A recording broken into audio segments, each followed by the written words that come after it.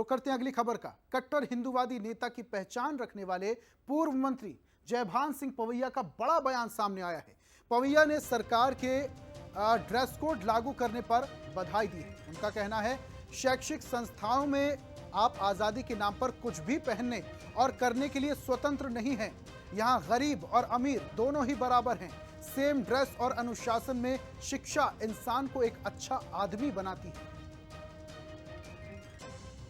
College आम जगह नहीं, एक संस्था का परिसर है और शैक्षणिक परिसर है।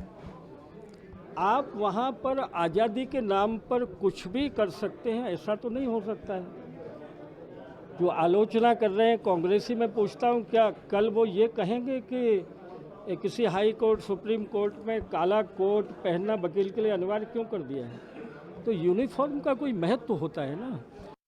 और ज्यादा जानकारी के साथ ग्वालियर से हमारे सहयोगी उमेश पराशर जुड़ चुके हैं, सीधा उनका रुख करते हैं। उमेश, जयभान सिंह पवैया ने जिस तरीके से सरकार के इस फैसले का स्वागत किया है और वो खुद कह रहे हैं कि शिक्षा के मंदिर में सब बराबर होना चाहिए, अगर ड्रेस कोड लागू होता है तो चाहे अमीर हो चाहे गरीब हो, सबको बराबर शिक्षा मिलेगी।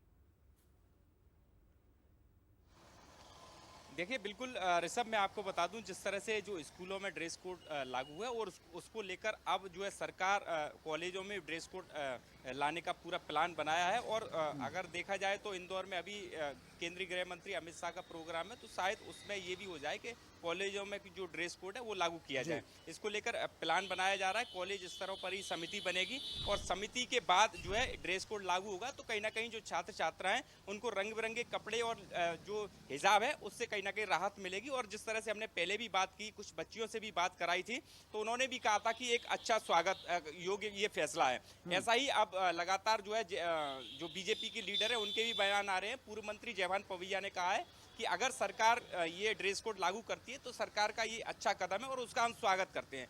स्वागत इसीलिए करते हैं कि जो स्कूल कॉलेज होती है वो शैक्षणिक संस्थान होती हैं, वहाँ हर कोई कुछ भी कर सकता है। ये कोई वो नहीं, नियम नहीं है कि कुछ भी करे कुछ भी पहने, ये नियम नहीं है। नियम यही है कि जो ड्रेस का एक अपने आप में एक महत्व होता है, एक अनुशासन होता है, और जो ड्रेस पहनकर आता है उसकी एक अलग पहचान हो, चाहे वो राजा हो या रंक हो। दोनों ही जब ड्रेस पहनकर आते हैं स्कूल में तो एक समानता का भाव भी वहां पर देखा जाता है। और कांग्रेस पर भी हमला करते हुए उन्होंने कहा कि अगर कांग्रेस इस पर जो है आरोप लगा रही है तो आरोप ये आगे भी लगाती रहेगी। लेकिन अगर बात की जाए तो कांग्रेस कह रही है कि अगर जो है हाई कोर्ट में और सुप्रीम कोर्ट में भी जो है काला कोट पहना जाता है, वो एक ड्रेस कोड लागू की गई है।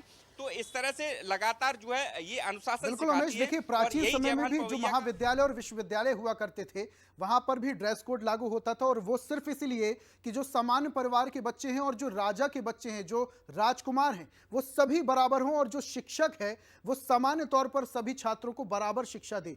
बहुत बहुत शुक्रिया उमेश, तमाम जानकारी हम तक साझा करने के लिए। तो जयभान सिंह पवैया के इस बयान के बाद अब देखने वाली बात होगी कि क्या कुछ सियासी गलियारे में सरगर्मियां होंगी।